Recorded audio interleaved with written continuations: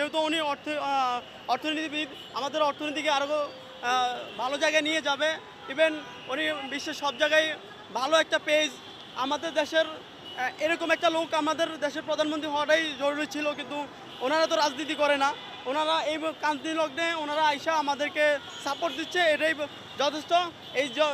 আমাদেরকে একটা সুন্দর একটা নির্বাচন করে গণতান্ত্রিকভাবে একজন সরকার আমাদেরকে উপহার দিক।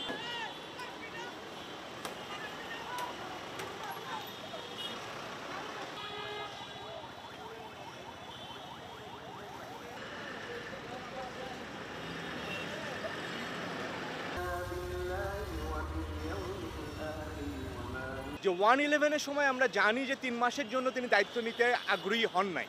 সেক্ষেত্রে এবার দায়িত্ব আসলে কতদিনের জন্য নিতে চান তিনি?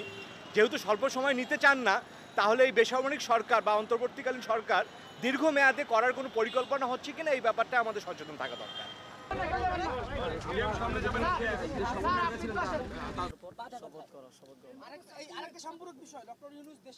আমরা প্রাথমিকভাবে আমাদের অন্তর্বর্তীকালীন সরকারের জন্য সরকারের প্রধান উপদেষ্টা হিসেবে সর্বজন গ্রহণযোগ্য নোবেল পুরস্কার বিজয়ী আন্তর্জাতিক খ্যাতিসম্পন্ন ব্যক্তিত্ব ডক্টর মোহাম্মদ ইউনূসের নাম প্রস্তাব করেছিলাম এবং আজকে মহামান্য রাষ্ট্রপতিও সম্মতি দিয়েছেন ডক্টর মোহাম্মদ ইউনূসকে প্রধান করেই অন্তর্বর্তীকালীন সরকার দ্রুত সময়ের মধ্যে গঠন করা হবে।